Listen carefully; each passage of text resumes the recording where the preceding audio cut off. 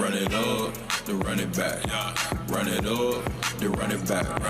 Run it up, then run it back. Run it up, then run it back. Oh, good morning. Happy Tuesday. Happy last day of the week for us. Everybody excited about that? Wait, I'm sorry. What hat are you wearing, Chandler? It's just a hat. This company sends me a bunch of teams. I am by no means a Raider fan.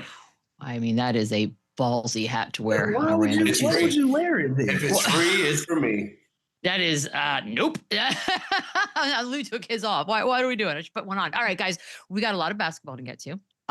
We're going to start the gentleman by the name of Steph Curry and his team, the Golden State Warriors. There he is. 31 points in 29 minutes, mind you. No Draymond, no Kuminga, no Horford for Golden State. Hield gets 20 points. It's been a very crazy year for the Warriors so far. Before this game, they'd lost 3 straight, which is a little bit crazy. But they sit at 10-9 through the first 19 games. That's another part of the story. The fact that they played 19 games is a little bit weird. But, Lou, I will start with you. When you watch this Warriors team play, are they closer to a championship level team or a play-in level team? I don't think they're either right now.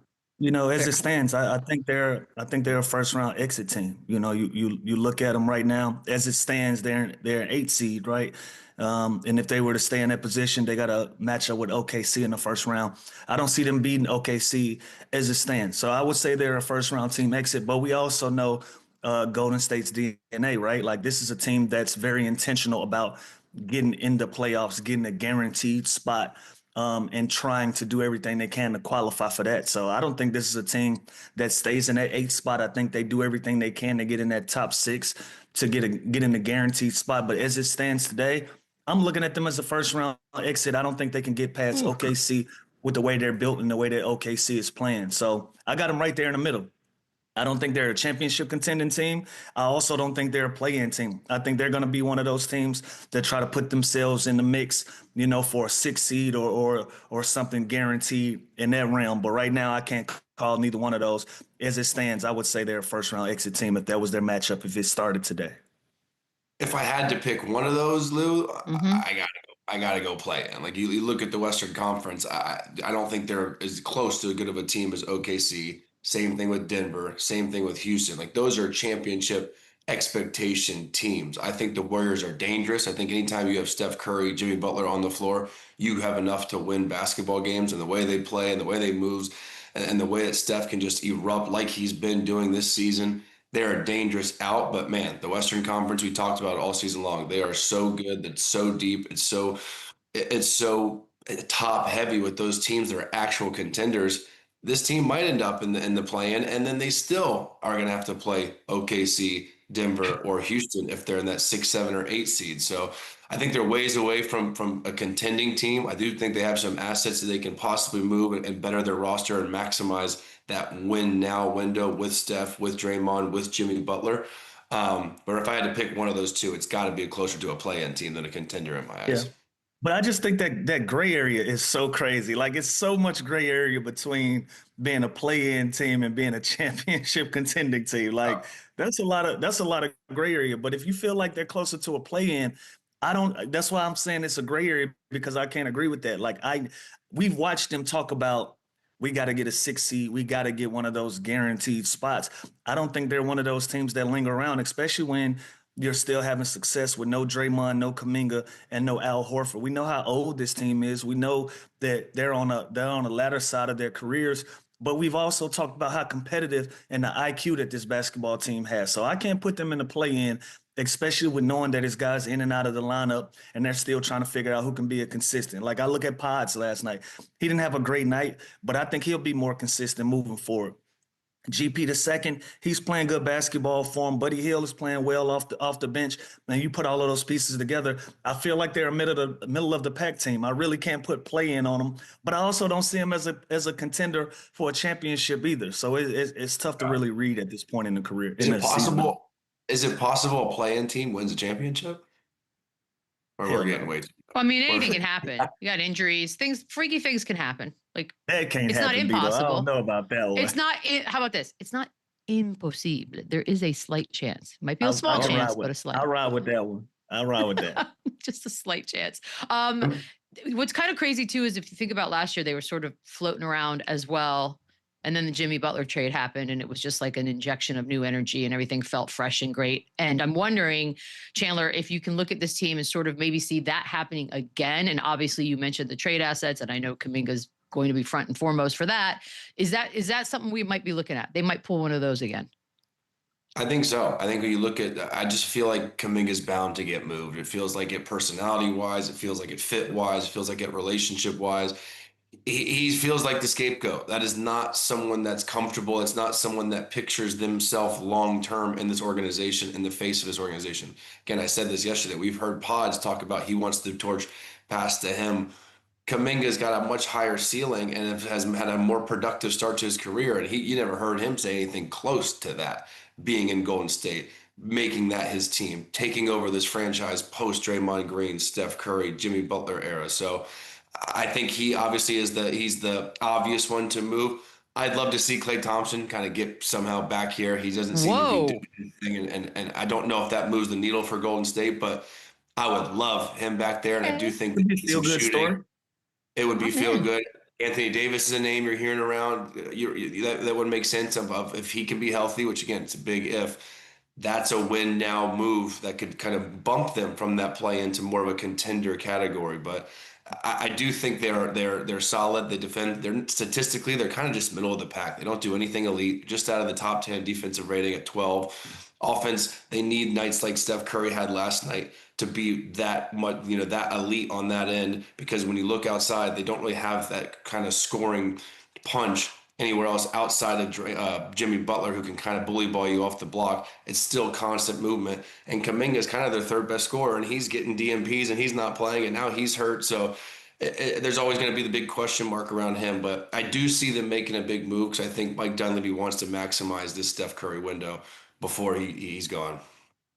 Let's keep talking about Steph Curry and that window. In last 5 games, last 5 of the 6, he scored at least 31. And in that, there's a 46 and a 49er, which is crazy.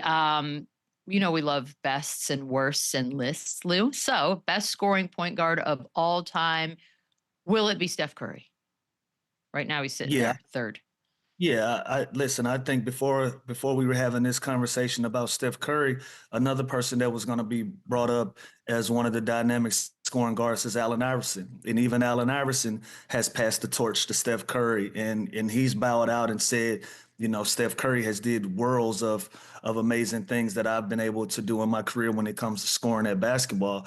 So absolutely, yes. He's changed the game. He's changed the way that the kids play the game.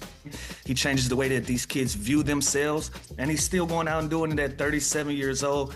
He's, it's not even an argument to say he's the best shooter in NBA history, but when we talk about just scoring a basketball, he doesn't get the credit for his finishing ability.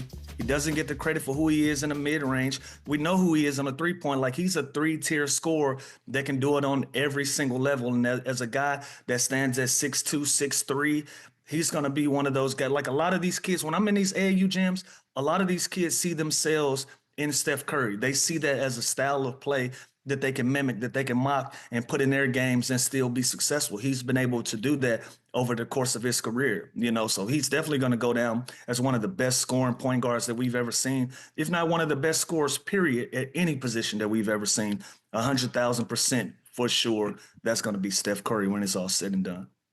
Yeah, I totally agree. I think we kind of put him in a box when we start talking about the shooting ability or point guard. He's one of the greatest basketball players of all time, regardless of position, regardless of his shooting ability. He is one of the greatest NBA players of all time. So, yeah, I think he's the best scoring PG. I think he's the best PG. I think he's the best shooter. I think he's the best conditioned NBA player of all time. I think the list goes on and on and on of what he would rank number one at. And like Lou said, he's not this man-child prodigy kid, like dude that you can't relate to. He is the baby-faced assassin that kids can see themselves in, that kids can condition themselves to play like and move like. And obviously it's going to take countless of hours to shoot the ball like he does, because no one's ever shot the ball like he does. But you can relate to Steph Curry, and you know what? His game is going to age really, really good, because a lot of these guys that base on athleticism, when they lose a step, they go downhill. The way Steph Curry shoots the ball, it's crazy to say. He can play till he's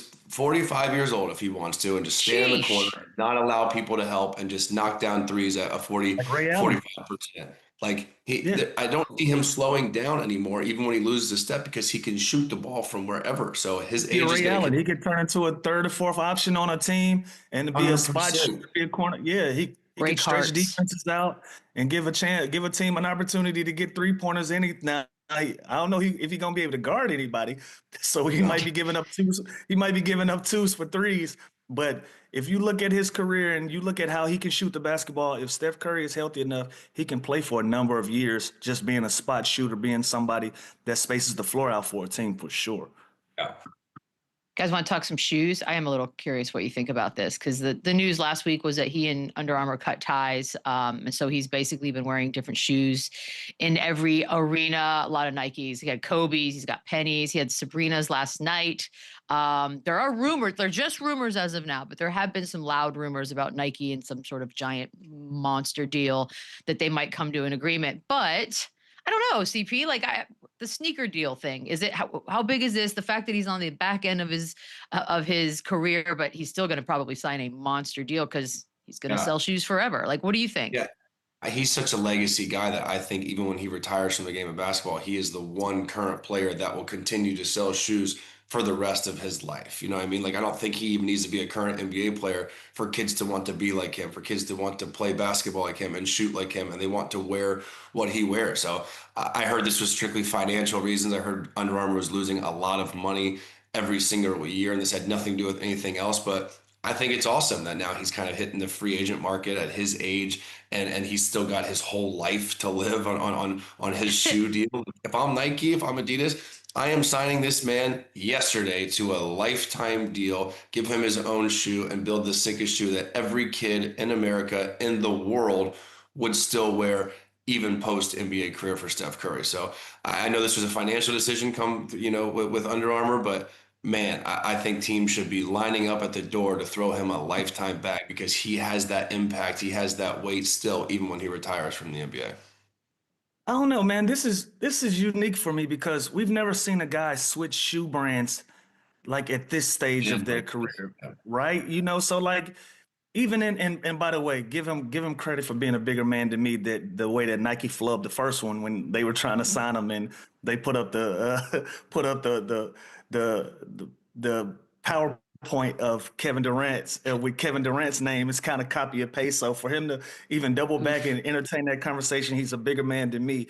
But I'm curious to see how this pans out with him being at this stage of his career, and them coming up with a brand or a signature shoe. I'm not sure what it would be, because he hasn't committed to Nike yet, even though he's been wearing a lot of their products. But I'm curious to see how does this play out when it comes to making a shoe and trying to get kids behind it and get involved, because he hasn't had a track record with Under Armour of being that type of athlete and having that shoe where kids are running out and getting to Steph Curry. So, obviously if Nike can come up with something super dope and fly, the kids are going to wear it no matter whose name is on it. But I'm just interested to see what a partnership looks like for somebody going into, the latter stages of their career and having a signature shoe, and how much excitement can they generate around that. It'd be interesting to see. Well, but if there's on. one person that can do it, it's going to be Steph Curry. And what also, about cool golf gear, Chandler?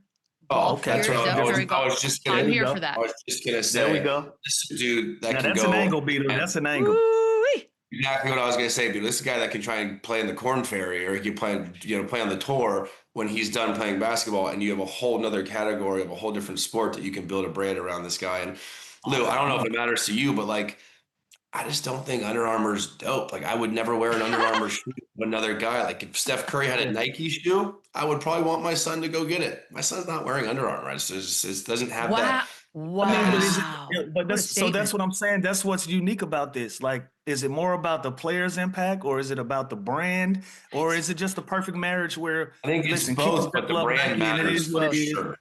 Yeah. I mean, when's the last time? And I'm not trying to be rude here. I noticed a girl wearing an Under Armour sports bra yesterday. First time I saw Under Armour. Yeah, I'm out there.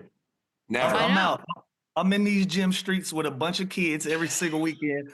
It's not happening. I'm not even trying to be funny or diss. That's tough. The reality is You don't see a lot of them. You don't see a lot of the boys are even wearing the women's shoes. I'm starting to see the guys wearing the Asias and the Love it. Sabrinas and the Jaws. Those are the top three No shoes doubt. that you see. Yeah, those are the top three that you see consistently in these gyms. But Beto, I love the golf angle. I I didn't think it'd think of be that awesome. one time.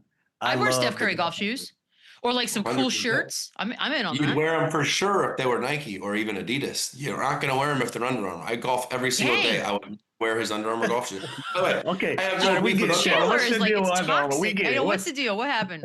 There's I something. have zero beef with Under Armour. I really don't. I am just saying Somebody I'm hurt never you. going to go buy Under Armour shoes ever. I don't care whose they are. I'm You're not going to go talking buy about Under Armour like it's poison. Like you're like, oh God, I could never. Not Yeah, it's like Nike, a it's tone not there, right, Adidas. Beto? It's a little something, It's a little over the spicy. top, buddy. What did they do, Chandler? They didn't give you the deal? Tell What's us going something. on? No, Something happened at a no. party somewhere. Come They on, forced now. me to We'll go get to it. Chinese. No, listen, nothing. I just say I'm not going to go and buy Under Armour shoes. That's I a never good will. option. Yo, But what you if he know does what? that? He could go independent, although I doubt it. But he could go super independent. That's also But tough. to add to that, I've also seen him wear some Shaqs, which are Reeboks. I've also seen him wear, some different brands. So I like where he's going with it. He's playing the game. He's, love it. he's letting brands know that I am a absolute free agent. I'm not leaning one way or another, and he's playing the game. So it'd be interesting to see what comes. No, hold on. Before we move on, you're going to Foot Locker and you're buying a Here pair we of go. Under Armour sneakers. No, but also I think Under Armour tried to scale and they tried to get into other sports. They're known as a football brand. When they first came out, they were 100% a football brand with football gear on and off the field. And I thought they did a great job of establishing their base and establishing who they were talking to. And then they tried to scale into other sports. And I don't think it hit the way that they expected it to. And this is a great time for both parties to bail out of this thing and pull the parachute and get out of it. Are we No still hard going to feelings Foot Locker? Are we still going to stores? Like I feel like I was you in said Foot that. And I Locker went, yesterday. really? God, I haven't You're been still to a champs. store. You're still I champs, was- Yeah, dude. champs. Still a champs. Just Yep, for feet? I had some time. I was waiting for some food, and the place that I wanted some food was connected to the mall. So I had a The few minutes to mall? burn to it. I haven't been did. to I a went to the mall mall. in years. It was a good Holy time. cow. It was nostalgic. It was a good time. Where you Show on at what Cheesecake we do. Factory? Be honest. I did not go to Cheesecake Factory. Not this time. No, not the today. mall I was in wasn't that nice. Okay, fair enough. Let's do. We got some other games we could talk about. The old Denver squad with Jokic, his 17, 16, and 10. He just gets it. He gets it. Murray had 29 and 8. Peyton Watson finished with 27. Nuggets have started 10 and 2 on this season. That's the best start, by the way, since 85-86. And now they're 13 and 4. And a lot of people are saying, this is the most talented team that Jokic has played on yet. I find that terrifying, Chandler, but also exciting. So if that is true, if they are the most talented team he's had, what are we looking at here? We're looking at a run to the Western Conference Finals and a doozy of a series against Oklahoma City.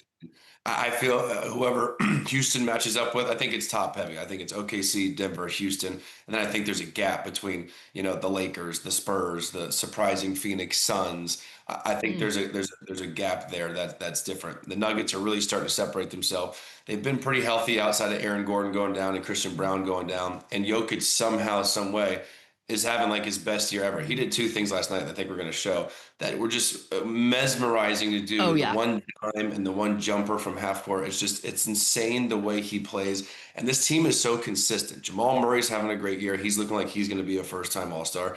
They're 6-2 at home and they're 6-2 on the road, which I like. And I trust the team more like that. That's consistent both ways.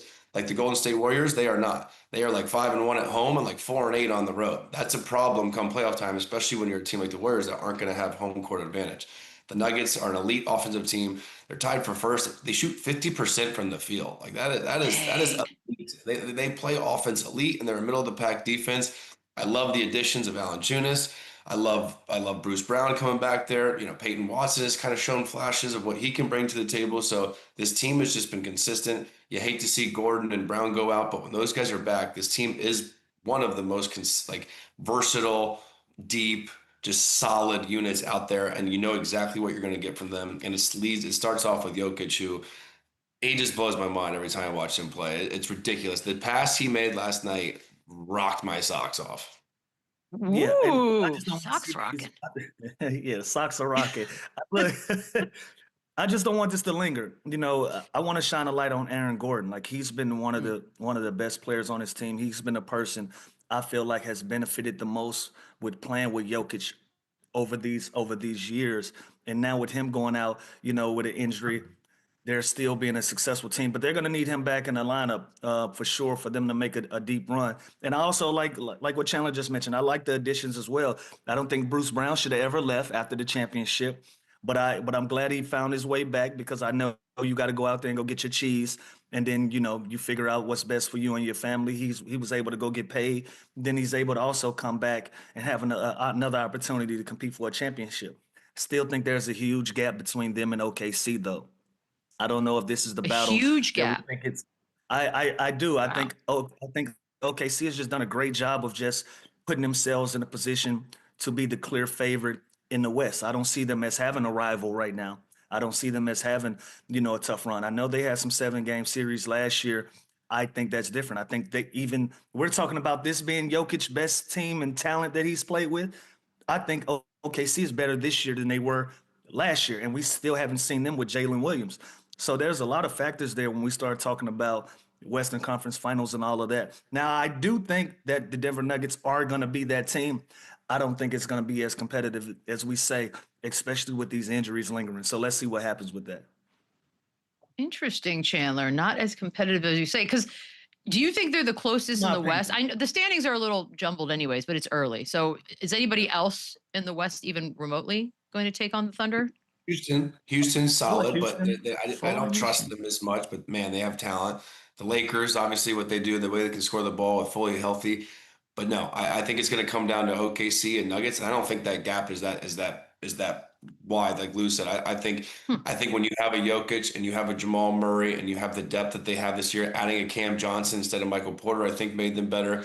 Valanciunas has been solid. Again, Bruce Brown, Strother, that they have guys now that are kind of showing you flashes of what they're capable of. Obviously, the Oklahoma City Thunder, I don't know what to say bad about them. Like this could be one of the greatest teams in the history of the NBA. They're 17-1. I think they're going for a historic season this year. They're deeper. They're deeper than the Denver Nuggets, and they've done this without their second best player. They're all defensive player. They're all-star Jalen Williams. So they're going to continue to get better. And I do think it's going to be a competitive series, but I think it's closer than we think because Nikola Jokic is on a mission, and the things that he does on the basketball court are as good as they are defensively on OKC. They're not going to be able to stop this dude. So it's what these other guys can do. How big of X factors can they be? But man, I can't wait. And Glad that's you mentioned that. and that's my Go ahead. yeah, and I was only going to respond to Chandler. Like that's my only hang up when it comes to Denver. You know, the other guys. Can Peyton Watson be this guy consistently, a third option or a third scorer for them? Can he do that consistently while Aaron Gordon is out for 4 to 6 weeks? That's a long time to not have somebody. It's also a long time that we haven't seen Jalen Williams either. Like it's a lot of different factors there. I just think OKC has turned into a plug and play team. I don't know if Denver has established themselves as one of those teams. Like if Jamal Murray goes out, I think we're having a different conversation, Fair. especially with Aaron Gordon already being out of the conversation. We see what OKC is doing without Jalen Williams. So that's the tail of it for me for both of these teams. I think OKC can still keep moving. They've proven it already. I feel like we've teased it long enough. It's excruciating. The Give Jokic me plays. goods. There you Give go, me Chandler. Sit goods. back, relax. Let's take a little Jokic ride. First up. Do-do-do-do-do-do. By the way, He's a I little like to he's a consider little myself- shooting around shots in the morning. It's- Lou, I can't do this though. Like this is like a normal jumper. Like I'm It looks a big smooth. guy. Don't sell I'm a big yourself strong short, guy. I Chandler. can't do this. Like I can't this? do this. There's no heat. No. There's nothing to it. I can can't do do this, that. Chandler. Don't sell yourself short. Every Wait, shoot what? Do around you look every so morning, cool? He shoots We're it like a half court free throw, Lou. We cannot do this. We cannot do this. No You can do heave. that. Listen, I can shoot that with a fadeaway. You can do this, Chandler. Oh, I believe in Well, you. well. A challenge well, has been thrown. Cue up the dive. Here Cue we up the go. dive. Okay, how about? Oh wait, hold on. We're gonna do this one more time because then there's the other. Now you know what we Also, can just do, don't make Chandler. There's no way we can shoot that shot and just Yo. not. Oh my God, look at this pass. It's so But there's no stupid. chance we can shoot that shot and not show emotion. Now that's something we can't do. Look at this. No, it's zero motion. God, that is. Look at that. To do that in one motion, to not even touch the ball with your other hand and just fling it with your opposite hand, by the way. Peyton Watson was almost surprised. This is a dime. The best pass I've ever seen in my life. That's smooth. That's one of the best passes I've seen. Look at the bench. Look at Memphis's bench up here. Yeah, that's what I was going to say. Watch their bench. The white dude on the corner was like, holy shit. Oh, my God. Look, they was trying to keep their composure best they could, but you're on candid camera, Memphis. Well, it's so like when silly. Your teammate gets dunked on. Lou, remember when your teammate gets dunked on? You kind of start grabbing somebody. They tried to hold it in here, and they couldn't do it. That was a dime. They shouldn't. Listen, they have front row seats. That's an incredible pass, and it's easy to play with somebody like that. When a guy can make plays like this, it makes it easy for you to be motivated and want to cut back door and want to get yourself open because you know that ball is going to be delivered and it's going to be on time and you're going to be able to run up your stats playing with somebody like Joker, man. It's so fun to watch. There's certain guys that you play with a Rondo, Chris Paul, you keep your hands up. You're not supposed to do that. I play with Andre Miller. Man, I play with Andre Miller, and it made me so engaged on the offensive end because I knew at any moment if I got open for a split second, I was getting that basketball. When you play with guys that can play make, and they make it fun to play with them, listen, bro, Joker is one of those guys, man. He's a center. He's center. I love him so much. Truly, tingles. There you go, Chandler. They're the tingles. You keep speaking of full-blown feelings. So many feelings in my heart. He's only averaging 30, 13, 11, 1.6 steals, 35 minutes a game, and he's shooting 63% from the field. I love that. He's the guy that everyone says doesn't care about basketball, and then we get to read things like that. Look, people are the stupid, SGA talks loud. I know they are. We're the dumb. This doesn't just. He doesn't just stroll out of bed and do this. This guy works his tail off like this. Imagine if he loved basketball, what these numbers would be. The SGA talks loud, and I'm sure he hears all of it. So I do kind of think, is this a reminder from him to us? Just so you know, I'm still here, and I'm awesome, and I'm the best. Here's the only problem. Here's the problem. When the Thunder go 71-11 or 10, whatever it is. That's going to give SGA the nod because his numbers are also ridiculous, and they're going to be the most consistent team. And if there's like a 6 to 10 game gap in between the Thunder and the Nuggets, you have to reward SGA because his numbers are going to be similar. But man, when you look at this, the triple double, the 63%, the way he plays too, he takes jump shots, he takes threes, like he gets to it shouldn't happen like this. And there's no look at that. I just got car sick just watching that highlight with him spinning around. It's unbelievable. I just think the team success of the Thunder is inevitably going to outweigh, the team success of the Nuggets, and it's going to give SGA the nod. But you could argue this is this guy's best statistical season right now, and it's only going to continue to get better. And their team's also going to win a lot of games, so it'll be interesting. We always get confused on how the voting works and stuff. To me, it's the best team, and that's going to probably be SGA. So I think I'd have to give him the nod early, but these numbers are nauseating. You know what this makes me think of? This makes me think of Laker fans getting on my case last week because I said Luka has to do something above and beyond to win the MVP. This guy is doing something above and beyond, and we're still talking about him being the runner-up in this MVP conversation.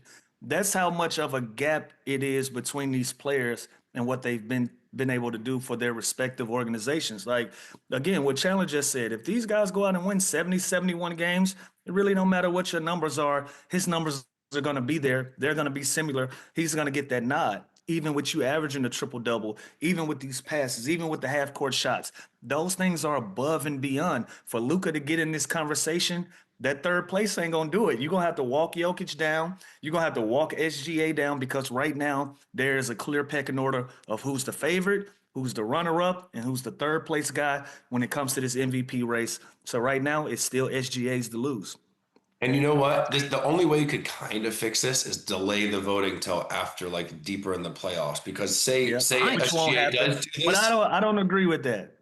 But Lou, say SGA does what he does in the regular season and they win 70 games, but then they lose first round. Shouldn't that change the vote a little bit? MVP is? It should. Especially when you got two cats like this putting up these crazy numbers. It would. But we also know that the playoffs is a little tricky because if I'm playing against Luka or SGA or Jokic, I'm just gonna. It's a concentrated thing. I'm playing a 7-game series.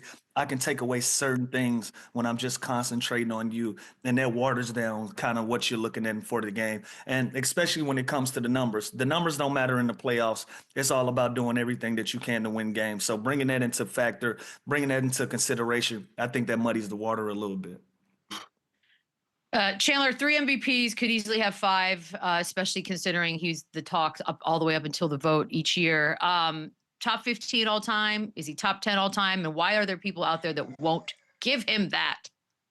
Yes, I think we're caught up in nostalgia. We're caught up in other guys' resumes. We're caught up in things that history that other guys have made before him. But if you look at the game and the statistics and what he's done, the improvements he's made, the championship, I think he's a top 10 basketball player of all time. I think Shaq is the only better, more dominant center, and he's not even close to as skilled as Jokic is, but just sheer dominance and what he did in the NBA.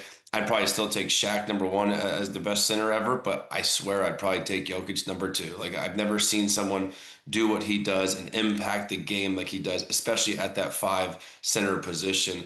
I know there's greats. There's the Bill Russells, the Kareems, and those guys were unbelievable talents. But I can't overlook what my eyes currently see now, and it's Nikola Jokic. And to me, he's a top 10 NBA player of all time. Well, who's current in the game right now that's in the top 10? Like, I LeBron think it's still and Steph.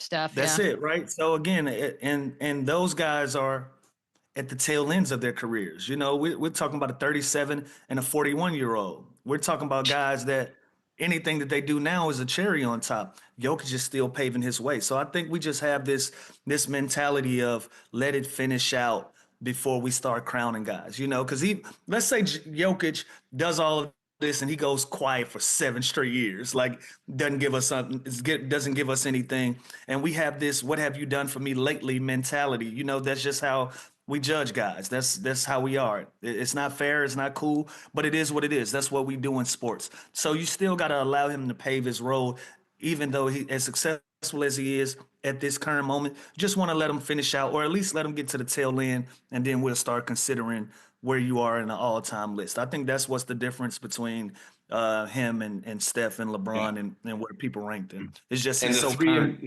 right now. The 3 MVPs and the championship. And last year we talked about, is this the best season to never win an MVP? No, because this season would be. And then probably next season would be when the Thunder go ahead and win 74 games. So again, I think it's just there's such a top-heavy team in the Western Conference that's so young and so good in the Oklahoma City Thunder. That's obviously hurting. But we all know LeBron James would have more MVPs too if they voted the best player every single year too. And so that's never how it works. But man, I mean, this dude, come on, like but I like what you said too, the Russell Wilson rule, right? The longer he plays, that can kind of hurt his resume. You think that's like Jokic could kind of dabble into that? Possibly. I don't think that's going to be the case. I don't think that's going to be the case. I think he's going to put pressure on us for forever until he decides to go away and get more horses. But it's on the table. That's just how we are as sports fans. If you haven't done anything for us lately and you're a legendary guy and you go from hot to cold, yeah, put that on your resume as well. So just let it pan out. Let's see what happens over the next 7-8 years that we have. 7, 8. He is not playing 7 or 8 more years. No chance. Hopefully. Dude, he's 30. He's going to be like, I wonder if he's got a cutoff in his mind 30, already. Yeah, he's 30. I can. He's going to play 4 more years. 36, 37. Now 34 and he's disappearing. So look, all right, so again, if $1. he plays 4 more years and he doesn't get another MVP or a championship in those 4 years, we're going to have a different conversation about his legacy. That's all I'm saying. Yeah, but there'll be context involved because he'll probably be runner-up to all 4 of those, which is crazy. All right. Okay, take a quick break. Nobody gives you anything for second place, but okay. Just keep it in your mind. 34 minutes, Seggy. Look at us. Wow, look at the records breaking today. We'll be back. Run it up, run it back, run it up, run it back. Yep, why not? The way too early NBA trade machine is up and running. Let's get this bad boy started. Lou, you're going to kick things off, and we're going to start with LaMelo Ball. Obviously, we know all of the backstory. It seems like we do this every season. Is it time to move him, start fresh, send him somewhere where he can start fresh? All of those great things contribute to this question. A, is it time to turn the page on young LaMelo Ball? Yes, I Okay. think so. Okay. Listen, let him flourish. Let him go be around some veteran leadership, some guys that can win in culture, where it can kind of trickle down and rub off on him, and he gets an opportunity in this second quarter of his career in year 6, year 7, where he can have a real opportunity to compete at the highest level, especially with seeing his peers do the same thing. One person that I can reference that this worked for was Aaron Gordon down in Orlando. Remember, Aaron Gordon was a high pick, and it just didn't pan out in Orlando. You send him to Denver, where he's a second option or a third option type of a guy. All of the pressure isn't on him to win, and he's flourished. He's a champion now. He's one of the guys that we look to when we start talking about Denver and how successful they can be and the pieces that they need. We speak about Aaron Gordon. We speak about AG. I think LaMelo Ball can be one of those guys. I think he can do that. I think he could be in his hometown of LA with the Clippers. They've been looking for a point guard of the future, somebody that they can look for, some young energy, some fresh blood that's familiar with the scene, familiar with the city and the fan base. I think the Clippers are a great fit for LaMelo, but I definitely think it's time for them to move on. You compare him with some of those veteran guys that are over there that's at the tail end of their careers, where they can kind of phase out, and now you have a fresh young point guard that's local, that can do some special things right there in your backyard. I think that scenario makes sense to me personally. Well, let's look at the machine. The machine's Conrad, by the way. Here are the 3 teams, and you did mention the Clippers. You also have the Mavs there, which would be an Anthony Davis type situation. You're moving him. Just think of LaMelo with the rest of that roster. You mentioned the Clippers, and then this one at the bottom, the Atlanta Hawks, seems like the most less paperwork, because it'd basically be LaMelo for Trae Young, boom, fresh start. Are you sticking with Clippers, or would you change that up? Okay, Chandler, why are you making that face? Well, I would hate for Trae Young to go to Charlotte, so that one's out for me. I don't want to see him go there. I think Clippers. I think that makes the most sense. Yeah, I think that makes the most sense. I think they need a fresh franchise player. He's from there. He's electric, and I think when you put LaMelo Ball with good players, he is so much better. You look at his 39% from the field and 28% from three. He does take some crazy shots, and he's not the most efficient player the way he plays, because he's kind of a high risk, high reward type of guy with a shot taker and the attempts that he's even attempting. But when you have good players and you have a James Harden, you have a Kawhi Leonard, you don't have to do as much. You don't force as much. You're not taking these one-legged 35-foot step backs. I think when LaMelo Ball is at his best, he will be the second or third best player on the team, and he can pick and choose his spots. He can still have nights where he erupts and goes for 40, 45, 50 points. But he's a playmaker. He's a big guard. He sees the floor, but he has to be more efficient. My point guard can't shoot 39% from the field and 28% from three. That's just never going to work. You're not going to win games like that. He needs to be surrounded by better players in a better situation, and he's not right now in Charlotte. So I do think that he needs to get moved, and I don't think he's ever going to reach his full potential playing for the Charlotte Hornets. And I think he's too good to not. I want to see him play in the playoffs. Yeah, I agree with Chandler. I don't want to see the Hawks flip out. I want to see Trae Young. I want to see LaMelo Ball. I want to see both of those guys get fresh starts and real opportunities to compete at a high level. For me, the Clippers make the most sense. And Chandler, like you said, and like I said, you put them around some vets, some guys that's going to hold them accountable. Say, hey, man, all right, listen. This is how we're going to go about it, and we're going to clean up some of this, and this is our way to it, especially if you pair him with a Kawhi Leonard, somebody that he can look at and say, hey, that's a 2-time champ right there. He kind of know what he got going on. That's a vet that I can listen to. That's somebody I can follow. If you put him around a bunch of young guys that haven't done much, he's going to be back on the same thing. Like, I'm just like y'all, and I'm going to do what I want. So to be around some vets that's going to hold him accountable and help him kind of get to that next level, I think that'll be great for him. How about Chris Paul? Like, how about him being able to learn from Chris Paul in that role? Well, you got like 20 more minutes, so you better hurry up then and make this trade happen if you're going to do that. Yeah. Lauri Markkanen. This one's spicy. Only 28, so keep that in mind. Great hair, and has also been on the trade block rumors thing for like a while now. 29 points a game is what he's averaging right now, and being talked about with a lot of teams that could really use him. Danny Ainge apparently, and rightfully so, sounds like he wants a king's ransom for Lauri Markkanen's services. So let me ask you this. First of all, Chandler, is this the year we finally see Markkanen move? I hope so, because he's having an unbelievable year, and most people don't get a chance to watch him play because they're not on national TV, and you're not going to watch the Jazz play this year. Wow. This is the guy that he gets me going. He's the guy that can really make a good team a great team. The way he shoots the ball, he's so efficient. Damn near 50% from the field, damn near 40 from the three, and 90 from the free throw. He plays within himself, and he's such a plug-and-play, pick-and-pop big, where the two teams that would get me going would be the San Antonio Spurs and the Detroit Pistons, San Antonio Spurs. I think he makes them an immediate contender. I think both teams have assets and picks where they could acquire him. And I think he is the perfect fit to go with Wemby. Like, can you imagine Wemby and this dude stretching the floor? Yes, I can. Mm-hmm. And then can you imagine Cade Cunningham actually having that second option? And they have all 5 of their picks in the future. They have Jaden Ivey, who's attractive. They have a couple other assets they could throw in with those picks. Lauri Markkanen makes the Pistons the best team in the East. And Lauri Markkanen makes the Spurs real dangerous in the West. I got a team. Do we not like a Kuminga swap for Markkanen out in Golden State? Do we not like that? That is that big splash. Utah would never do that. Utah would never do that. Just a thought. You put Kuminga out there with Ace Bailey and them young guys. You get a chance to start fresh. You talk about a guy that needs more minutes, that wants to be a star. I mean, you already got Lauri. You already have them. So if you're going to move them, you want to go younger. You want to start fresh. So I don't know. Just a thought. Younger. So young already. Okay, fine. Here's the deal. These are the 3 teams. We didn't have Golden State in our little machine here. We did have the Spurs and the Pistons, as Chandler already mentioned, and they do have Miami would Spurs be nice really too, honestly. I know. I was going to say. So then we threw Miami up there as well. Miami works. Yeah.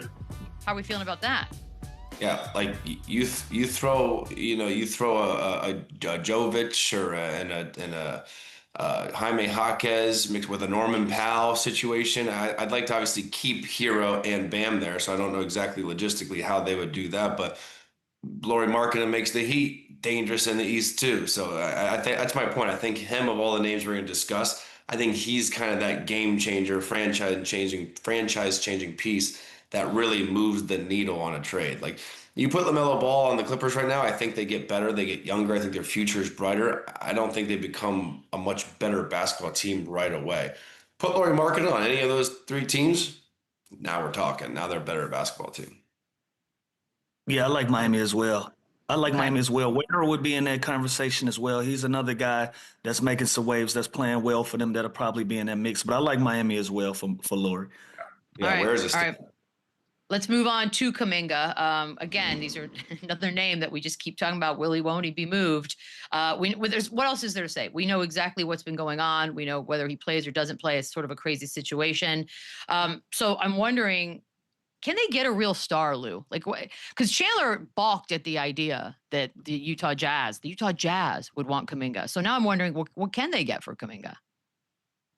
Yeah, I'm not really sure what they can get for him. That'd be interesting to me. I like that. I like pairing him up with Ace Bailey, but another team, and I'm sure we'll talk about it, I like Sacramento and Dallas as well. I think those are 2 teams that I also can see him flourishing and being in a great position to be the player that he wants to be outside of Golden State. In Sacramento, he's going to get a lot of opportunity. He's going to get the basketball. He's going to be featured. They're going to put him in a position to be successful. They're going to put him in a position to be the guy.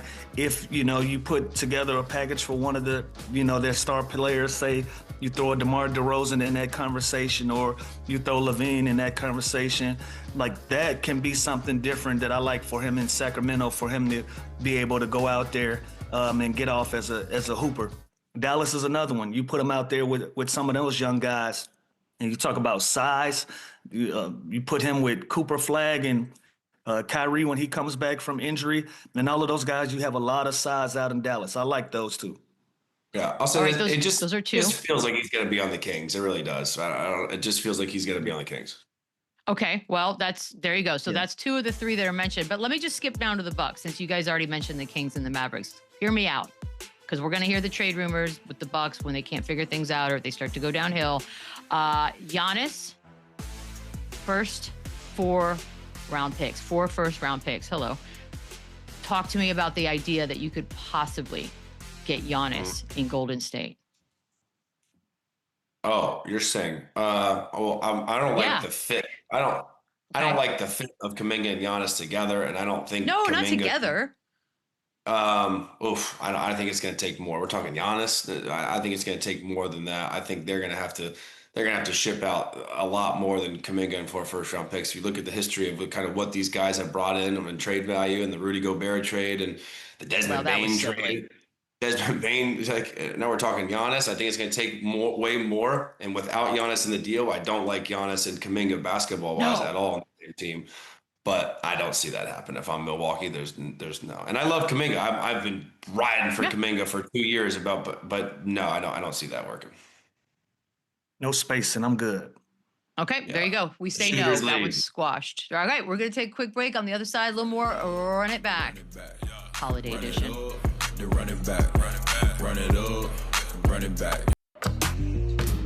Okay, Chandler, I've got a little Paul Pierce sitch for you. He says Draymond's the greatest defender of the new era, but Draymond would not be an all-defensive player in any other era.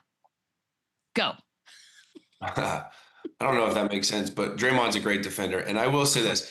At some point, the voting and everything shifted, and they counted shot blocking and rebounding as defense more than switching 1 through 5 that Draymond does pretty much better than anybody. But when I think of a defender, I think of a Kawhi Leonard. I think of just a clamp down. Who's the best scorer? I can guard him. Obviously, Rudy Gobert, 4-time All-Defensive Player of the Year.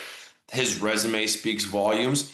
But I don't know if I want him switching out on SGA and guarding him on an ISO like I do Draymond Green. I want Kawhi Leonard. I want Tony Allen. These clamped down guys. So I think it depends on what you're looking for. Then you got a guy like Wemby who can kind of do all that and more. So I think Draymond's versatility and the way he's agile and the way he can move and guard 1 through 5 is super valuable. And I find that more valuable than shot blocking.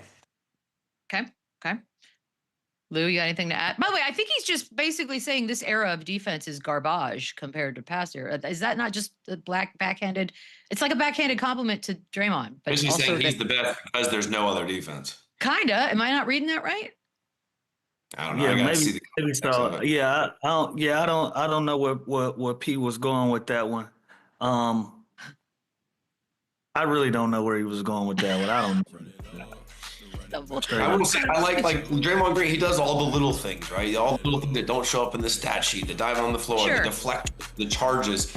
That goes into defense to me than just blocking shots and rebounds and stuff. I like the versatility of Draymond and Kawhi more than.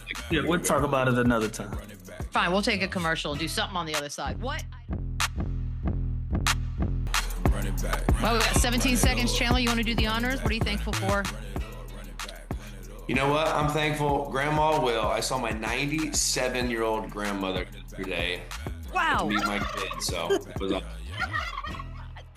right.